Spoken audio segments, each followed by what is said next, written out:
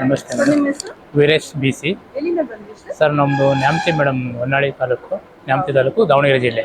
Sir, YouTube ನೋಡಿ ಬಂದಿದ್ದೀರಾ sir? ಹೌದೌದು madam. First time attend first time. ಆಗ್ತಿದ್ದೀರಾ? ಹೌದು ಸರ್, ಬೆಳಗ್ಗೆಯಿಂದ ಇಲ್ಲಿ ತನಕ ಗುರುಗಳು ಹೇಳ್ಕೊಟ್ಟಿದ್ದಾರೆ. ಹ್ಞೂ ಇವತ್ತು ಇರೋದೇ ದೃಷ್ಟಿ ದೋಷ ವಿಶೇಷವಾಗಿ. ಹ್ಞೂ ಅದ್ರ ಬಗ್ಗೆ ನೀವೇನಾದ್ರೂ ಒಳ್ಳೆ ವಿಷಯ ಕಲ್ತ್ಕೊಂಡಿದ್ದೀರಾ ಇವತ್ತು ಅಂದ್ರೆ ಯಾವ್ದ್ರ ಬಗ್ಗೆ ಅಂತ ನಮಗೆ? ಯಾವುದ್ರ ಬಗ್ಗೆ ಅಂದರೆ, ಈಗ ಬೇರೆ ಸ್ಕೂಲಲ್ಲಿ ನಾವು ಪಾಠ ಕಲ್ತಿರೋದಕ್ಕೂ ಇಲ್ಲಿ ಜೀವನದ ಬಗ್ಗೆ ಕಲ್ತಿರೋದಕ್ಕೂ ಭಾಳ ಡಿಫ್ರೆನ್ಸ್ ಇದೆ ಮೇಡಮ್.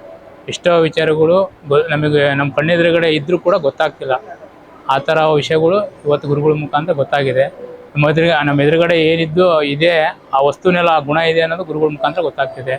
ಒಂದು ಮಿನರಲ್ ವಾಟರ್ ಆಗಲಿ, ಒಂದು ವಾಟ್ರಲ್ಲಾಗಲಿ, ಒಂದು ಗಾಳಿಯಲ್ಲಾಗಲಿ, ನೇಚರಲ್ಲಿ, ಪ್ರಕೃತಿಯಲ್ಲಿ ಏನೆಲ್ಲ ಇದೆ ಅದನ್ನು ನಮಗೆ ಯೂಸ್ ಮಾಡ್ಕೊಳಕ್ಕೆ ಸರಿಯಾದ ಮಾರ್ಗದರ್ಶನ ಗುರುಗಳ ಮುಖಾಂತರ ಗೊತ್ತಾಗ್ತಿದೆ ಅಂತ ಇವತ್ತು ಬಿಸ್ನೆಸ್ ಮಾಡಬೇಕು. ಮತ್ತು ಬಿಸ್ನೆಸ್ ಬಗ್ಗೆ ಮನಿ ಯಾವ ಥರ ಮಾಡಬೇಕು ಮತ್ತು ಹಣವನ್ನು ಯಾವ ಥರ ಗಳಿಸ್ಬೇಕು ಅನ್ನೋದ್ರ ಬಗ್ಗೆ ಮಾಹಿತಿ ತುಂಬ ಚೆನ್ನಾಗಿದೆ. ಒಳ್ಳೆಯದಾಗಲಿ ಸರ್ ನಿಮಗೆ. ಒಳ್ಳೆ ಸಕ್ಸಸ್ ಆಗಲಿ. Thank you sir. Okay madam, thank you so much. ನಮಸ್ಕಾರ ಮೇಡಮ್. ಹಾಂ, ನಮಸ್ಕಾರ ಮೇಡಮ್. ಸರ್, ನಮಸ್ಕಾರ. ಸರ್, ನಿಮ್ಮ ಹೆಸರು? ಆನಂದ ಮಲ್ಲಪ್ಪ ಅಂತ, ಎಲ್ಲಿಂದ ಬಂದಿರೋದು? ತುಮಕೂರಿಂದ ಬಂದಿರೋದು. ಫಸ್ಟ್ ಟೈಮ್ ಅಟೆಂಡ್ ಆಗ್ತಿದ್ದೀರಾ? ಫಸ್ಟ್ ಟೈಮ್ ಅಟೆಂಡ್ ಆಗ್ತದೆ. ಯೂಟ್ಯೂಬ್ ನೋಡಿ ಬಂದಿದ್ದೀರಾ ಸರ್, ಇಲ್ಲಾಂದ್ರೆ ಹೇಗೆ ಬಂದಿದ್ದೀರಾ? ಯೂಟ್ಯೂಬ್ ನೋಡ್ತಾ ಇದ್ದೀರಾ? ಯೂಟ್ಯೂಬ್ ನೋಡ್ಕೊಂಡು ಎಷ್ಟು ಟೈಮಿಂದ ನೋಡ್ತಾ ಇದ್ರಿ? ಒಂದು 5-6 ಟೈಮ್ ನೋಡಿದೆ.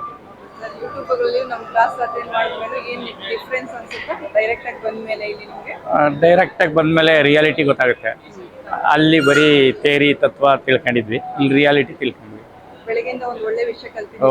100% ಒಳ್ಳೆ ವಿಷಯ ಕಲ್ತು. ಒಂದು ಒಳ್ಳೆ ವಿಷಯ ಯಾವ್ದಿರ್ಬೋದು ಸರ್? ಈಗ ಜೀವನದಲ್ಲಿ ಹೆಂಗೆ ಗುರಿ ಇಡಬೇಕು, ಆ ಮೊಸಳೆದು, ಆಮೇಲೆ ಬೇಡದು, ಇವುಗಳದೆಲ್ಲ ನೋಡಿದಾಗ ನಮಗೆ ನಾವು ಹೇಗೆ ಗುರಿ ಇಟ್ಕೊಂಡು ಒಂದು ಉದ್ದಿಮೆ ಮಾಡಬೇಕು ಅಥವಾ ಒಂದು ಶೇರ್ಸ್ ಬಿಸ್ನೆಸ್ಗೆ ಹೋಗ್ಬೇಕು ಅನ್ನೋದೊಂದು ಪಾಯಿಂಟನ್ನು ತಿಳ್ಕೊಂಡ್ವಿ. ಬಿಸ್ನೆಸ್ ಮಾಡ್ತಾ ಇದ್ದೀರಾ ಸರ್?